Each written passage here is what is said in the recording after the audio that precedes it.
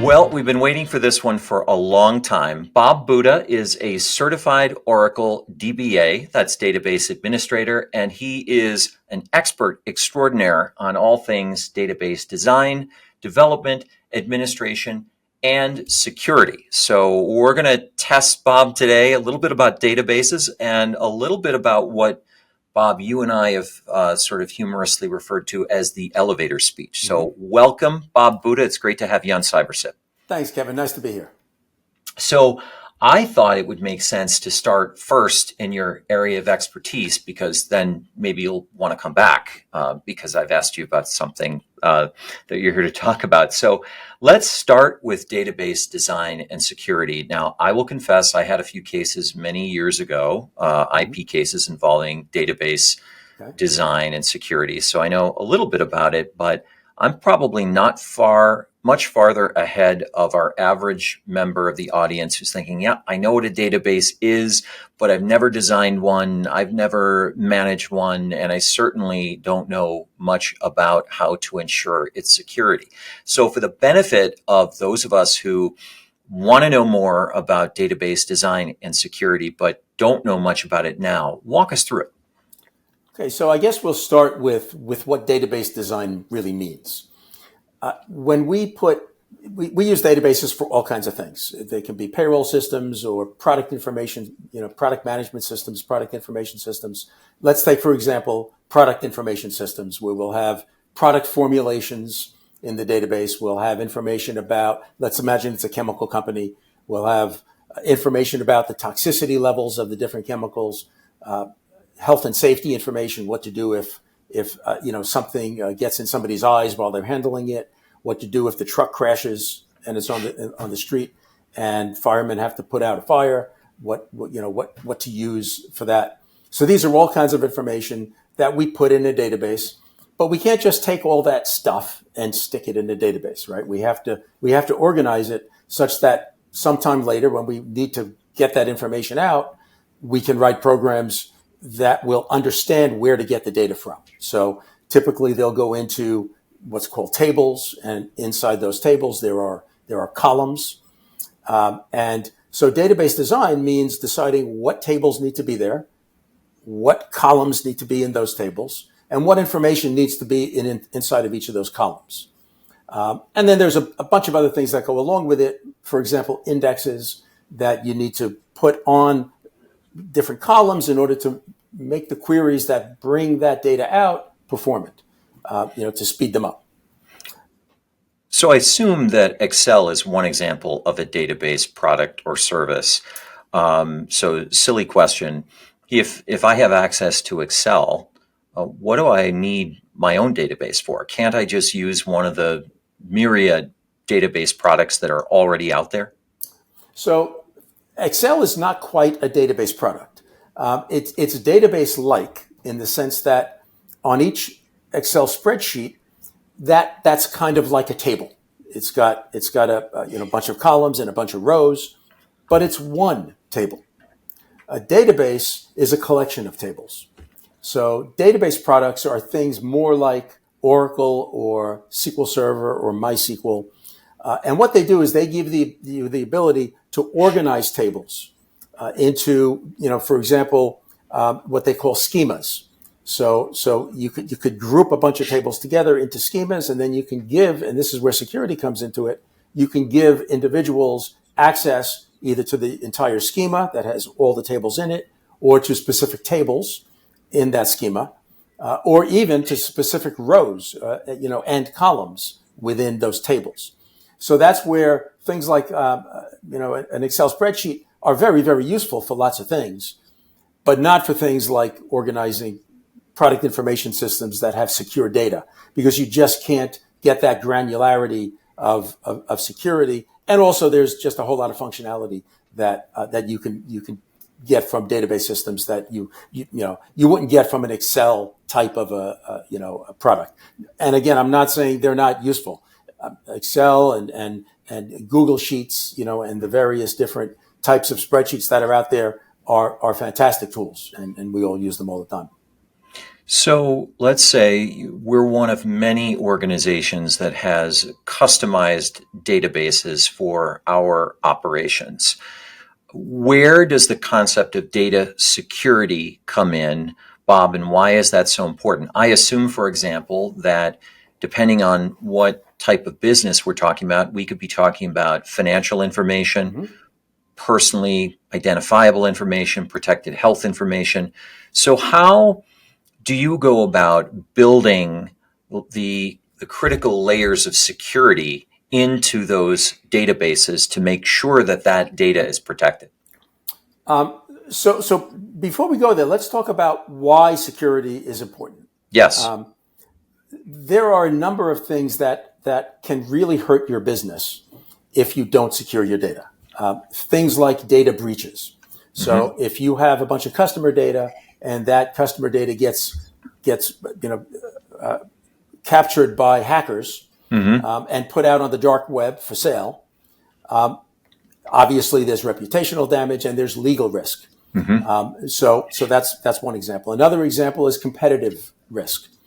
If you Yes. have product formulation data in your database and your competitor gets a hold of your product formulations, they can make the same products that you make.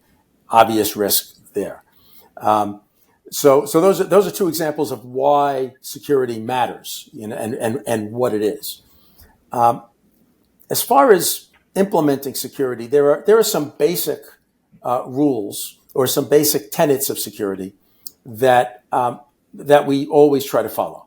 And if one studies data security, what they're going to find is there's kind of a triad of principles: confidentiality, availability, and integrity. And what that essentially means is your data has to be confidential, so it's only accessible to the people that are supposed to have it. It must be available. That's kind of an obvious one, right? So if your database goes down and your applications can't get to it, you can't print product labels, you can't make formulations, you can't reach you can't reach out to your customers. So availability is another key part of the security puzzle. And then integrity is that you need to know that that data is what it's supposed to be, that nobody's getting in there and changing things on you. Nobody gets in and changes a product formulation, and then you make a dangerous product, or in other ways tamper with your data to make it unuseful or dangerous. So everything we do in terms of data security is about one of those three things.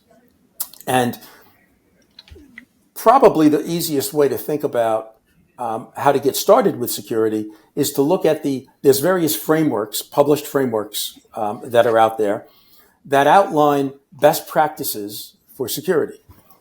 Some examples are NIST, which is a government framework.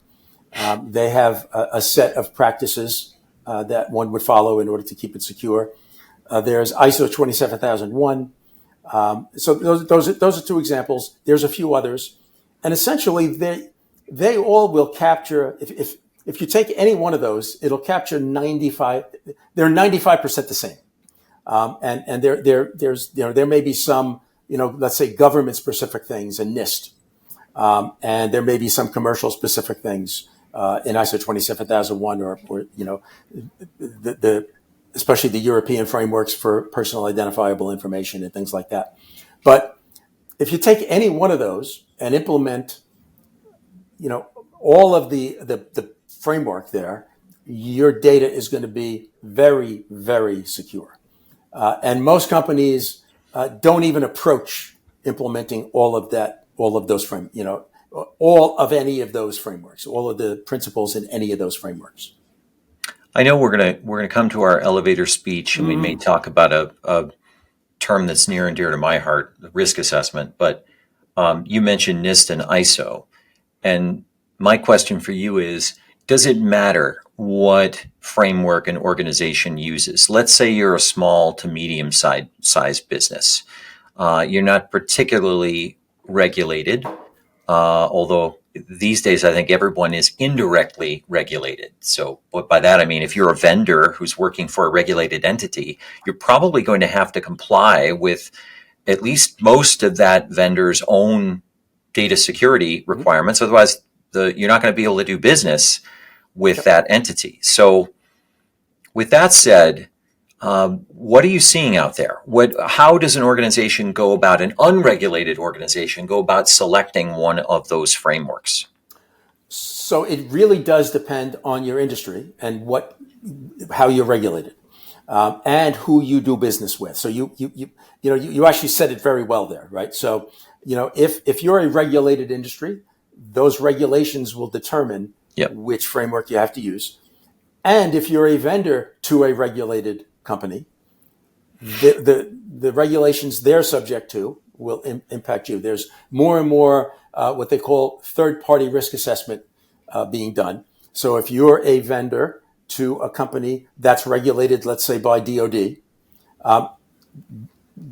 your customer needs to follow NIST, and you're going to need to, if you don't already, you're going to need to follow NIST. That's right. That's kind of coming down. It's getting lower and lower in that supply chain. Initially, it was just the prime vendors that needed to do that, and now it's being pushed down to suppliers, and that's always being pushed further and further down the supply chain. So, best thing to do is kind of know where your product or your service is ultimately ending up, and determine what your customer is subject to, and then follow that. All right. So let's go to the lobby of a nondescript building out your way. You're joining us today from your office in New York City, right? So actually I'm in New Jersey, so right. I'm in just outside of New York City. I'm in Princeton, not too far from New York City. So you've made a trip into the city, and the elevator door opens, and you find yourself riding the elevator of the CEO of a very well-known company. And let's suppose it's a nice day, the sun is shining, and that CEO turns to you and she says, "What do you do?" How do you steer that conversation to the first point of potential contact where you get to know what that organization needs and you have an opportunity to decide whether you can meet that need? How does that conversation go? So first I'm going to say that, I've thought about this because I knew we'd be talking today. And so this is somewhat artificial. Yes. Because, I've always thought that the whole elevator pitch idea is a great thought experiment, but not very practical in practice. It is. I've never had that happen to me in 30 years. Yes, it is entirely a thought experiment. But it's a really great thought experiment. And so here's how I think I would try to go about doing that. I think I would ask 3 questions. And I would let the person I'm talking to kind of find their way. So the first question I think I would ask is, what percentage of your annual salary would you be willing to wage that your data is totally secure? And I would let that kind of sit for a little while. And then whatever answer I get, I would then ask the question, and this would of course depend on the nature of the business, but let's imagine that it's a chemical company, like I mentioned before. Before you go to that, do you want me to answer? I'm going to be the CEO. Oh, okay, great. All right. Wonderful. I'm going to be, and it's an honest day. I had an almond croissant in the morning and had a nice cappuccino. I'm feeling pretty good after this meeting. But I get that question, what percent of my annual salary would I wage? And I would say a pretty small percentage. Okay. Now I would ask, tomorrow morning you go into your office and you find out that you've lost 20% of your product formulations because of a hardware failure and your data wasn't backed up right. So your plant cannot make formulation today. What is the first thing that you need to do tomorrow morning? Well, I've got to get my team together, figure out what it's going to take to get back online. Okay. And how long will that take? To get the team together or to get back online? I don't know how long it's going to take to get back online. My team, we're going to be running around with our proverbial hair on fire. That's going to be the top priority to the exclusion of everything else. And how much money will you lose per hour if you cannot make product?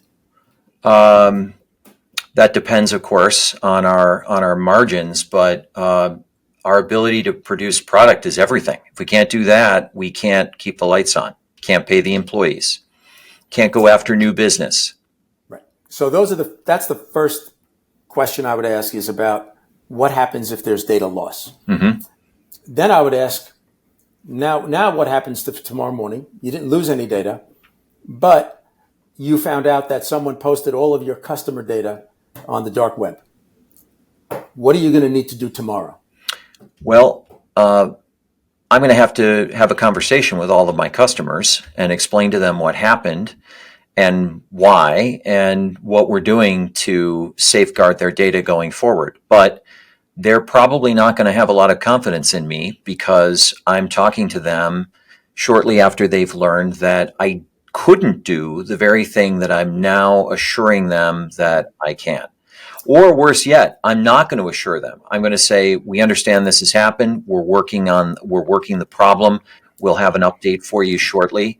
But just want you to know that as of now, our systems are secure. And that's not going to be a very satisfying explanation to my customers.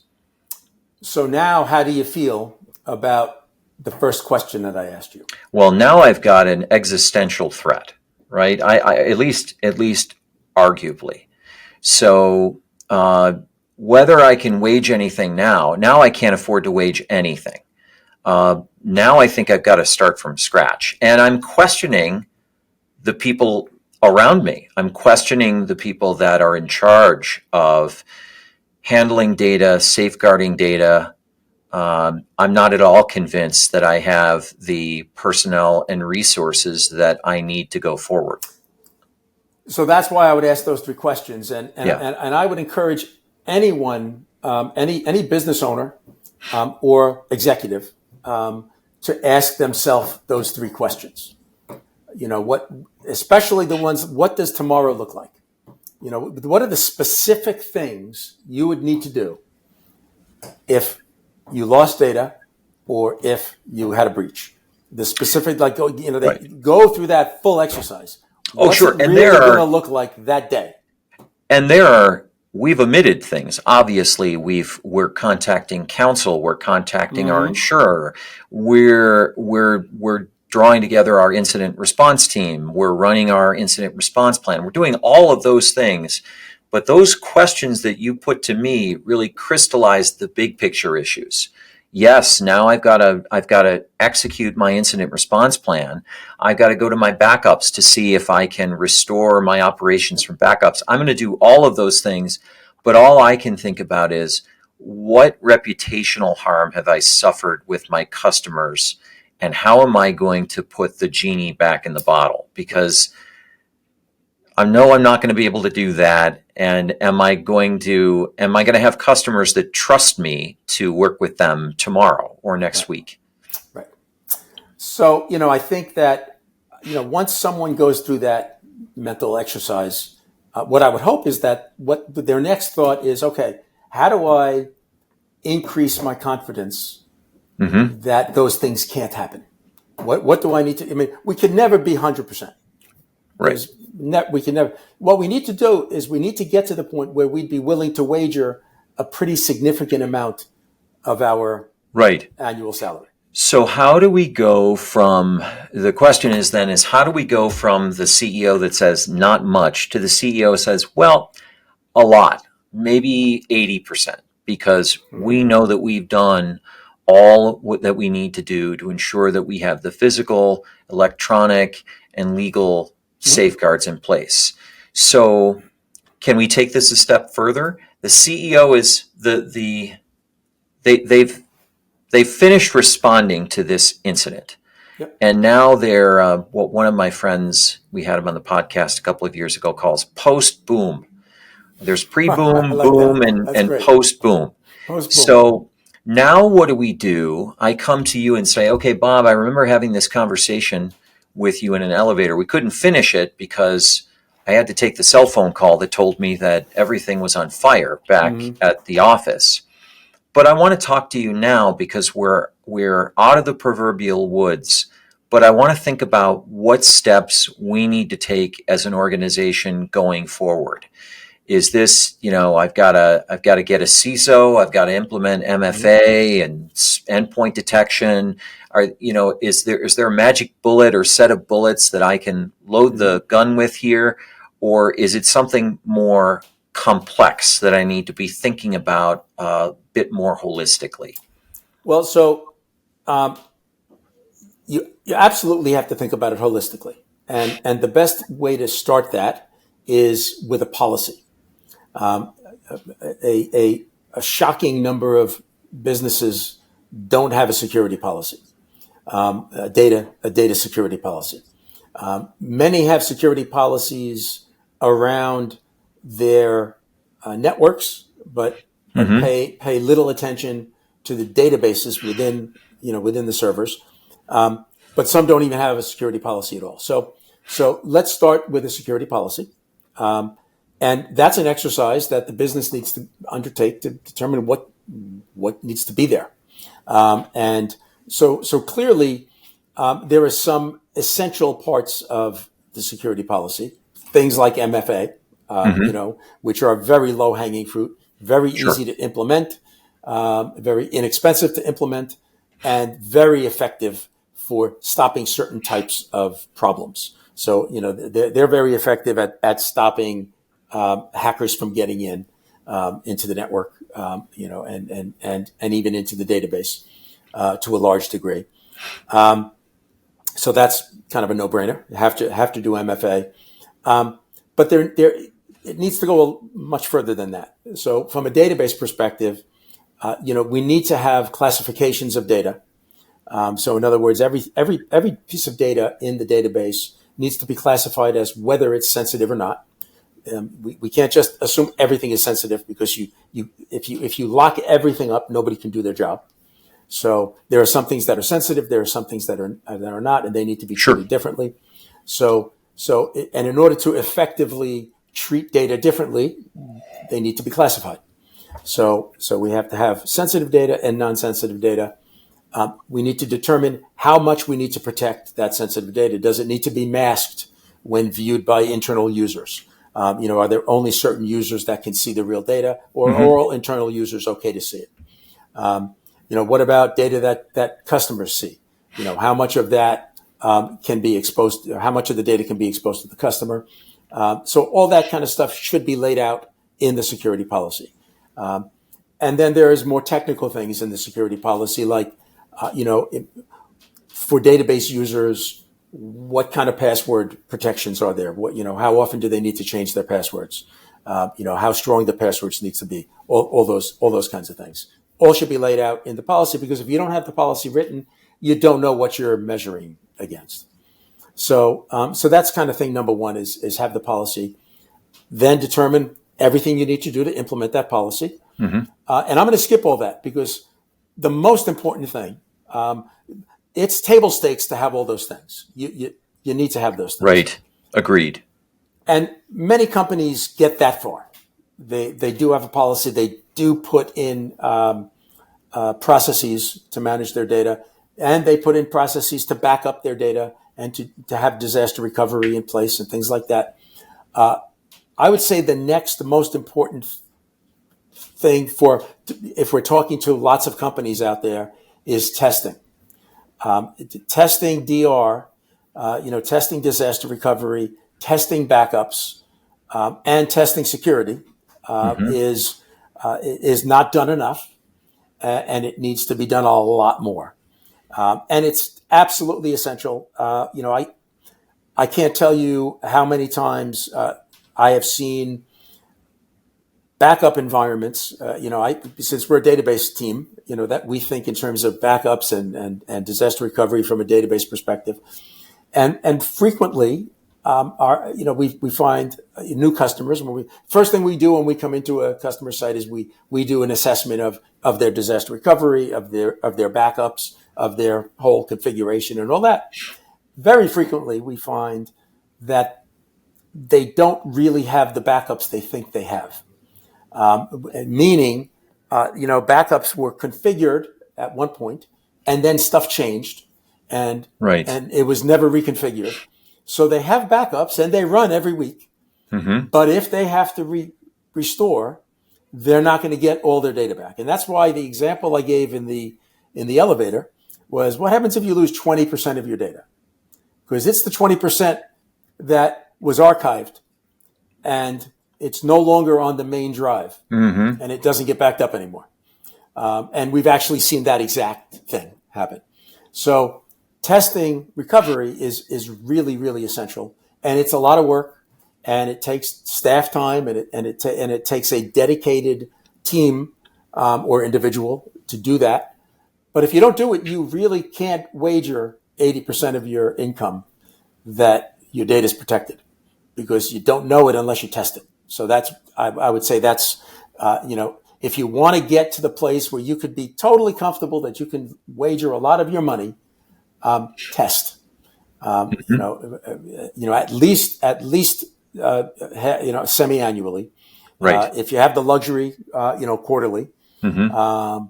And if you're have nuclear secrets, and you're running something that can cause harm, monthly. But Right. it all depends on how critical things are. Everything is not a nuclear secrets. So there's room to assume a little bit of risk depending on what you're doing. Mm-hmm. And of course, you need to think about that, because it's expensive to do this stuff, very, very, very rigorously. So there's a sliding scale there, and you need to know what your tolerances are. Of course, I didn't mention this earlier, but as anyone goes through this exercise of setting up disaster recovery or backups, one of the things a team like ours would do when we talk to you about it, or even setting up your security policy, is we talk about your tolerances. What is your tolerance for downtime? What is your tolerance for data loss? Right. So, it may be okay to lose half a day of data, because your volume may be low enough and you might keep stuff on paper so you can put it back in.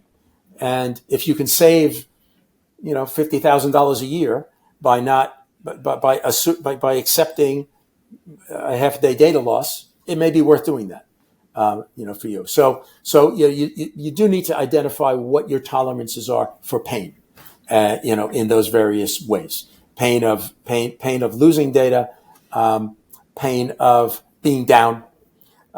There's really zero tolerance. There should be zero tolerance for data breaches. That is. I mean, unless you really don't do much, Right. there needs to be zero tolerance for data breaches, and things like ransomware. Mm-hmm. That's a really insidious thing that can cripple your company if you're not careful enough to have offsite backups that are firewalled, from your own infrastructure. Because any company, and people, a lot of times people think, well, we're too small, they'll never look at us. Wrong. No, that's not They true. look at everybody. And those are the companies that fare worst, Bob, because they tend to have fewer safeguards in place. Yes. So when we encounter those companies in data breach or ransomware scenarios, they don't have insurance, they don't have backups, and it is an existential risk because they literally cannot do business Correct. for hours, days, weeks, sometimes even more. We've seen that. And sometimes they go out of business. Yes. Sometimes they can't survive it.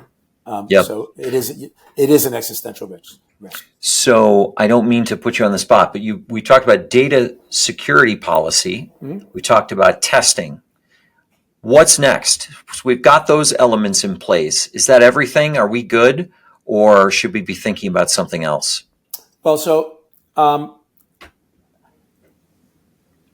maintenance of policies and of data is really critical. So let's take those two separately. Let's talk about maintenance of policies. When a company's small, let's say you have a company that starts out, they've got 10 million in revenue, they've got a few hundred customers. They have a certain security policy. That same security policy may not serve them well when they have 500 million in revenue, and thousands of Right. customers, and customers in other places. When they started out, they may have just been U.S. based. Now they're Europe based. Now the security policy has to factor in European controls. So the policies need to be revisited on a regular basis. So that's maintenance of policies. So they need to be revisited, tested. And I don't mean the kind of testing I was talking about before, but testing those policies. Run them by people other than those who made them. So, for example, and tell me if this example makes sense. If you have an incident response plan, I'm sort of picking the low hanging fruit. You should be testing that IRP with Yes, something called a tabletop exercise. absolutely. And they're different tabletops. They're not all created equally. Sometimes it's sufficient, or the company can't afford much more than a third party led discussion where there may be a PowerPoint. We may just be running it informally. But I think the most effective, if you can afford it, is a real time simulation where you have all of the stakeholders in the room and you have a trusted third party that is literally running a disaster to see whether and how you can respond. Well, I really agree with that because the third party has no incentive to hide anything. Right. And no incentive to play down anything. I think that if it's all done internally, first of all, everybody's busy and everybody has other priorities, and they just want to get out of there. They want to get this thing done and get out of there. So there's a lot of incentive to just cut corners, skip little things, and the third party won't let that happen. So I totally agree with you. I think a trusted third party is essential to one of those kind of tabletop exercises, and so that goes along with the testing that I was talking about. I don't think you need to do the tabletop exercise every quarter. The full blown disaster every quarter. Agreed. I think every quarter should be the technical aspects of your disaster recovery. Make sure your backups are working. Make sure you can recover to the environment that you have, or over to your standby site, that kind of stuff. And I think that a trusted third party there again helps, because if it doesn't work, that's going to be recorded. It's going to be, that third party is going to be under the gun to make it work. And if it's an internal resource, they're under the gun to get back to their other job. Right. And so there's a different set of incentives there. I think a third party is a valuable addition, really, to all of those types of tests. Agreed. And there are many out there. I interrupted you talking about testing and tabletops, which is important. You left off with your discussion of maintenance of policies and data. We talked about maintenance of policies. Mm-hmm. Talk to us a little bit about maintenance of the data itself. Okay, so now I'm going to break the maintenance of the data into two pieces. So there's the maintenance of the database. So the database, as we discussed in the beginning of our conversation, are things like Oracle and SQL Server. They're collections of data, structured and made accessible to different people. There's all kinds of things that need to be done to ensure that they continue to operate, and that the data doesn't get corrupted, or that they don't fill up with space and are unable to continue operating. So there's maintenance activities that need to take place on a regular basis. With our customers, we do that on a weekly basis, and it means going in there, looking at all of the indicators that tell you whether the database is healthy or not. Hmm. That tell you if you're filling up. There are things called archive logs that record data as changes are being made. There are audit logs. There's all kinds of things that can go wrong if we don't pay attention to them. There's also performance issues that take place as you add data. Things can slow down unless indexes are maintained. So there's database maintenance, and then there's data maintenance. So data maintenance is things like ensuring that the data is clean and accurate, and it's things like archiving old data, ensuring that the data lifecycle is being maintained. So, some companies have to keep data for a certain amount of time, but they don't want to keep it in their main database because it takes up a lot of space and that's expensive because you're on fast storage. So you take some of that and you put it somewhere else. You may have to take that off site for compliance reasons. So that's data maintenance. So those two things need to be done on an ongoing, regular basis. In our discussion that we had a few weeks ago, we touched on this a little bit, but more and more data is going to be used for the purposes of training and using AI, artificial intelligence, and Right. machine learning models. And when that starts happening, data maintenance is going to become more important, because in addition to making sure the data is clean, we're going to have to make sure that the data is, I'll say, presented to the AI models properly. Right. We need to make sure that the AI models will know what it's getting when we're sending in that data. And that means things like applying labels or metadata to the data. So that's a kind of a newer task in data maintenance. And so those are the two kinds of maintenance. So the maintenance of the policies and the procedures, the maintenance of the databases themselves, and then the maintenance of the data. I think those are really three very critical maintenance pieces. How common is the AI issue in your world these days, Bob?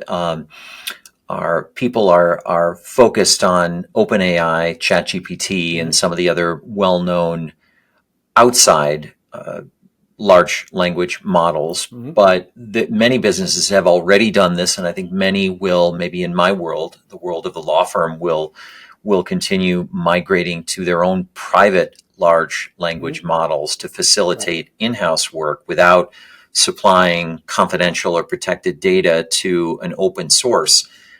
How common is that, and where do you see that heading? I'd love to get your So thoughts on that. I was having a conversation about this with a colleague yesterday, and he used a great term.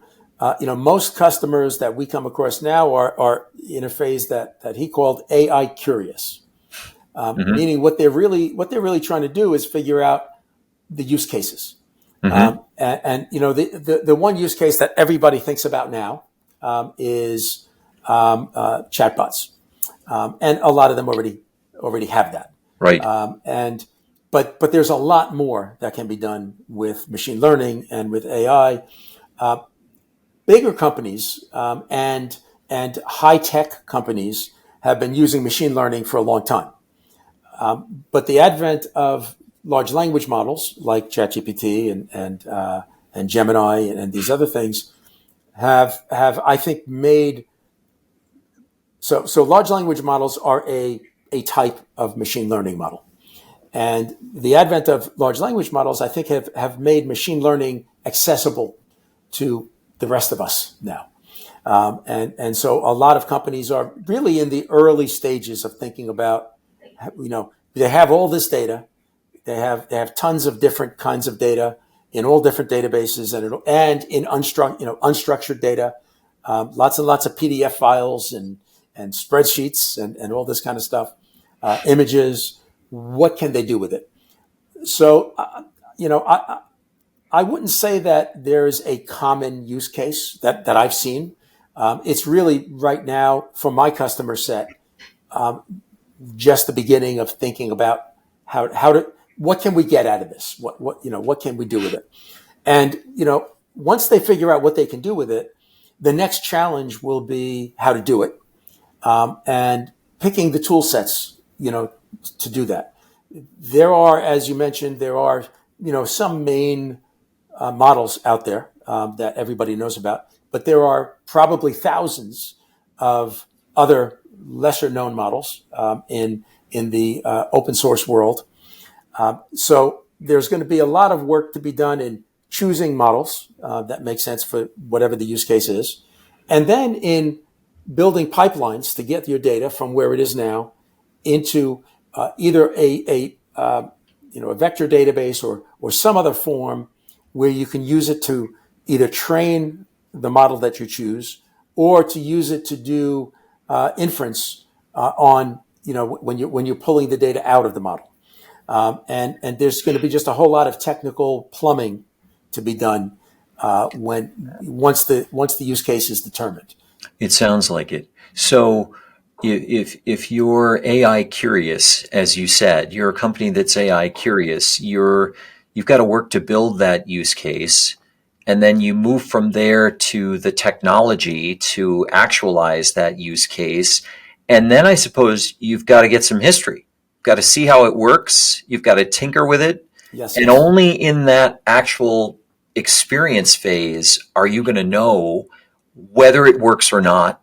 If it doesn't work perfectly, how you're going to continuously and incrementally improve so that in a year's time, 3 years' time, you've built that AI into your business and you're experiencing that return on investment.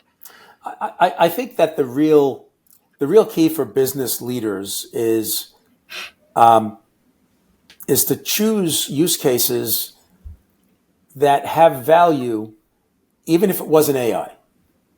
I think that we all have a tendency to want to use new technology. Yes. All of our colleagues are using it. Mm-hmm. I'm if I don't introduce it into my business, I'm going to be seen as a troglodyte. Yes, thank you. And I think that we need to really fight that and ensure that the use cases we choose are things that, even if it wasn't AI producing the output, would still be useful to our company, if that makes sense. Yes. Take the AI out of the equation until you know the use case. Right. So, in other words, I don't have to think of something completely new. I should be thinking about the various products, or in my case of a law firm, the services that I deliver today. Those are important services. So how can I use AI to make the delivery of those services more efficient? Right. I would actually think of it differently. I would say, if I had no constraints at all, how could I improve my service? And then determine what those things are, and then say, can AI help me do that? Got it. Or how can AI help me do that? Mm-hmm. Rather than thinking, how can I use AI to do that? What can AI help me to do? Approach it from the other way and say, well, Right. if I could do anything I want, what would I do? And some of those things will still be impossible, but some of those may be facilitated by the new tools that we have with AI. I've got you. So the point is not to start with the question, how can I use AI? Mm-hmm. Start with the question, what do I really need to accomplish? Right. And can AI serve that objective? Exactly. And if the answer is no, then the answer is no. You don't need it. Yeah. And that surely there will be things that AI can help with. But I think finding them from a business and a customer perspective is a more certain way of landing on the use cases that will add value than going the other direction. Love that. I love that. All right, Bob, we've got, I want to be mindful of your time. We just got a few minutes left. Before we transition, we talked about data security policy, testing, maintenance of policies and data. What, if anything else, is on that list if you've got a little extra time to talk to that CEO? So, the main thing, and I use an analogy all the time because I think it's so important. So Love it. I'm going to use it again. Many companies when they think in terms of security, they think of the perimeter. So they think a lot about securing the perimeter, and they don't think about going a step further and securing things at the database level. They do cursory security at the database level, but they don't pay a lot of attention to it. And the analogy that I like to use for that is, someone who, a family goes on vacation and they have a safe in their bedroom and they put all of their jewels and their stock bonds and all these things, their stock certificates into that safe. And before they leave, they lock up all their windows and they put on their alarm system, but they leave the safe door open because they've secured the perimeter. They've put their alarm system on. So why do I need to close the safe? That's what a lot of companies are doing. All of their jewels, their product information, their formulations, their most important things are they're concentrated in that database. But we don't secure that database any better than we secure the stuff around it. Mm-hmm. And that makes no sense, especially because there are lots of tools that the database vendors provide that enable you to really lock that down. So back to your original question about Microsoft Excel, that's an example of, where an actual database product gives you more functionality. It gives you the ability to secure that data better than if you just put it in a bunch of spreadsheets. Mm-hmm. So that's, I want to leave people with that vision. You wouldn't, if you have a safe in your house, you wouldn't leave that safe door open when you go on vacation, even though you've closed all your windows and locked all your doors. You would make sure that safe is closed because that's where the real stuff is. Right. It's funny when you were saying before you got to that, I drew a big rectangle with 3 smaller squares inside because I wanted to ask you about that, and I'm grateful that you brought it up. Of course, it leads to a question that I may have to have you back to talk about, which is zero trust. So not only, to me at least analytically, the next step from perimeter security to data security is, all right, what about security from insider threats? Mm-hmm. The assumption is that the only threats are going to come from outside the perimeter. Right. But that's not always the case. And it's not always the case that we're talking about malicious insider threats, right? We could be talking about failure to log off or clicking on a link. There are all sorts of insider threats. And that is led to the concept of zero trust. And I know we've only got a couple of minutes left, but will you come back and talk to us about zero trust sometime? I'd love to have that conversation. I'd love to. I think that would be a fun conversation. But what I'll say about that is whether it's internal or external threats, what zero trust does is it increases the granularity that you have when controlling access to the data. So it ties into the data classification questions that we talked about. It ties into everything. It ties into treating the database as a more special thing than things outside the database. It ties into all of that. That could be a whole nother conversation. And I would love to have you back to talk about that. And I think that's an important subject. Not a lot of people are implementing it. It's hard to implement. There's a lot of work that goes into it. And to tie everything together here, you made a point of talking about maintenance before and about maintaining the policies, right? So when you have zero trust, there's a lot of maintenance going on because it's all dynamic rules that you put in place that can change, and you need to make sure those rules are always right when you use that and when you use zero trust. So love to come back and talk more about that. That's a great conversation to have. And this has been a great conversation, and I just want to thank you for joining us, Bob. It's we've had a couple of nice conversations, one of which on CyberSip. I hope to have many more, and I think there's no better place to leave it than right where we are now. And you're committed to coming back. But on a serious note, love to have you back anytime. We can talk about zero trust. We can talk about my odd passion about risk assessments, because I think that's I'd love to talk about that.